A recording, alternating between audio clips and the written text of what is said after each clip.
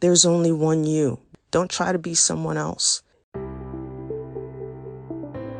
Welcome to Mother-Daughter Connections, the show dedicated to educating, encouraging, and equipping moms to build lasting, meaningful connections with their daughters. I'm your host and mother-daughter relationship personal trainer, Dr. Michelle Deering. My heart is to be of help to you. I believe that your relationship with your mom is the foundation for your future success, personally, parentally, and professionally. Now remember, even though I'm a licensed psychologist, I'm not your shrink on this show. I am, however, here to share my opinions and those of my guests. If you have concerns about your mental health, please seek services from a mental health provider in your local area. Now join me as we pause to consider today's topic. You know, this motherhood journey is a marathon, not a sprint. And the terrain of motherhood has many ups and downs and rough and smooth places. Now, I've been thinking about how the best marathoners have succeeded in their races because they've gotten personalized input from a coach or a trainer who's been there and done that using proven researched methods. So, for motherhood, why not follow their example? If you're a newbie mom or a mom in the trenches or even a seasoned mom in the marathon that is motherhood, working with a coach or a personal trainer who's been there and done that well will not only prepare you for the terrain ahead, but it'll also help you do what you need to do now to be the best mom you can be for your daughter. That's why I'm offering you my Motherhood Mastery Mentoring Program, drawing upon my sports psychology training to address having an optimal mom mindset. The Motherhood Mastery Mentoring Program is designed to give you personalized and practical tools, strategies, research, evidence-based approaches that will help you connect confidently with your daughter instead of contributing to conflict. Hear and be heard by your daughter instead of having heartache, and communicate more clearly instead of constantly circling around issues. So, if you're tired of tensions, or you're wanting to be prepared for the next stages, or you're committed to continuous improvement, or you're just longing for change in your mother-daughter relationship, then apply today. I'm opening up just 7 slots for new mentees. So grab your spot by going to bit.ly/motherhoodmentor. That's bit.ly/motherhoodmentor. The small application fee will be deducted from the cost of the program.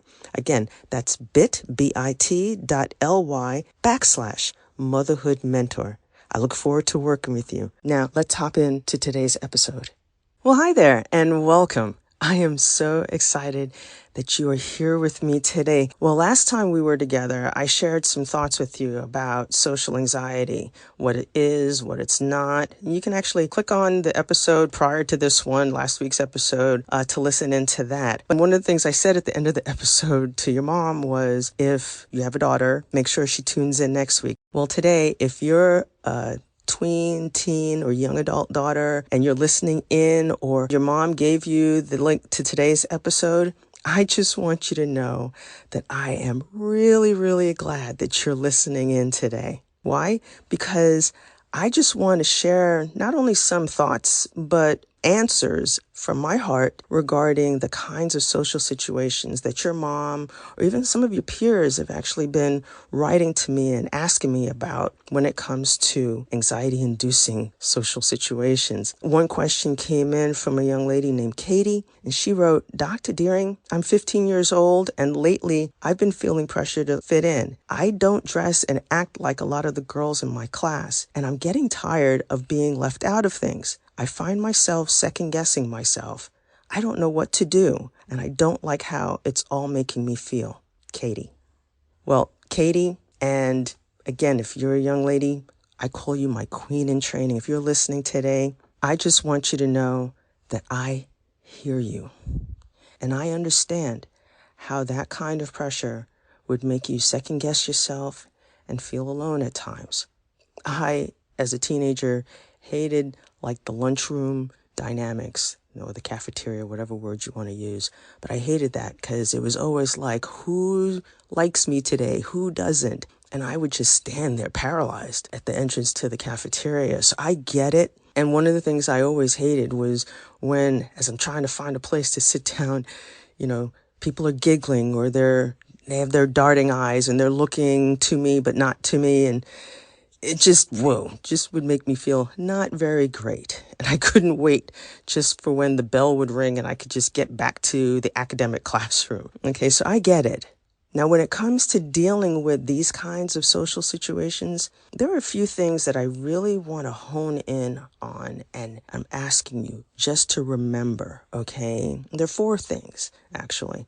The first thing I want you to remember comes from the late, great John Wooden. He was a basketball coach for the UCLA Bruins back in the dinosaur days, okay, granted. But one of the things he said, and he's actually kind of quoting Shakespeare, is he said, "To thine own self be true. Be true to yourself." And what that means is that you need to know, one, that you are spectacular. You are awesome just as you are. And you need to know yourself, value yourself, respect yourself, and prioritize yourself. And know that you have value that's worth being respected and prioritized. There's only one you. Don't try to be someone else. You just do you, and that's okay. The second thing that I want you to remember is that it's going to be very important for you to focus on quality, not quantity. You know, having just a few friends who value you and their relationship with you will fill you up in ways that you cannot have even dreamed of, and it will help you avoid a lot of drama that will end up draining you if you keep trying to meet social expectations of a group that may change the goal line, the standard, at any point in time. And if you spend your time chasing whatever it is the new standard to fit in, you're going to end up losing yourself in the process. And that will not feel great. Take my word for it. I've been there.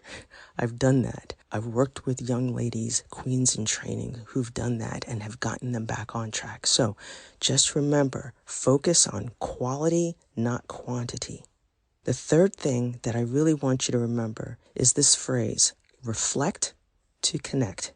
You see, the more that you take time to reflect and think about what's really important to you, your values, your goals, your dreams, your aspirations, your likes, your dislikes, the more you take time to reflect on that, the more you'll be able to sift through the social maze and find people who end up being your people, your tribe. But you're only going to find them if you know what's important to you.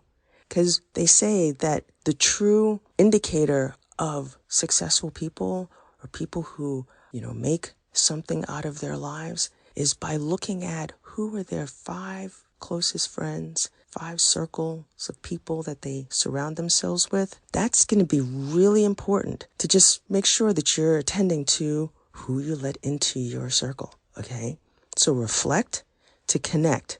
And lastly, the fourth thing that I want you to remember is to express yourself respectfully and firmly. Remember, because you matter, your opinions and preferences matter too. There are constructive ways that are supportive to you and others that will build you up without having to tear others down. So just remember, as you express yourself, do so respectfully and firmly. And when you learn how to communicate that way, the respect and the people who respect that kind of stuff, they'll come to you and you will know and you'll be able to tell the difference and be able to discern who's who and what's what. So the 4 things that you can do to start feeling less anxious in these peer pressured social situations is to 1, be true to yourself. 2, focus on quality, not quantity. 3, reflect to connect. And 4, express yourself respectfully and firmly. And if you need additional help, there are trustworthy resources that I'd be happy to share with you. Just email me at dr.deering@curativeconnections.com. That's Dr with a little dot, Deering at CurativConnections.com, and then put in the subject line peer pressure, and I'll respond to you personally. I am really glad that you spent time here with me today. You are beautiful, just the way you are. And moms, if you'd like me to come alongside you personally to help you in your motherhood journey, definitely reach out to me. I have a few slots left in my Motherhood Mastery Mentoring Program. Just go to the URL bit.ly/motherhood mentor. That's bit.ly/motherhood mentor. Be encouraged. Healthy mother-daughter relationships are possible. They just take one curative connection at a time. I'll see you next week. You've been listening to Mother-Daughter Connections with me, your host and mother-daughter relationship personal trainer, Dr. Michelle Deering. Thanks so much for joining me today. Make sure to subscribe so you don't miss an episode. Share this episode with a friend so they don't miss an episode. And download the resource in the show notes. Until next time, remember to pause to consider how you can connect intentionally so you can improve relationally with your daughter.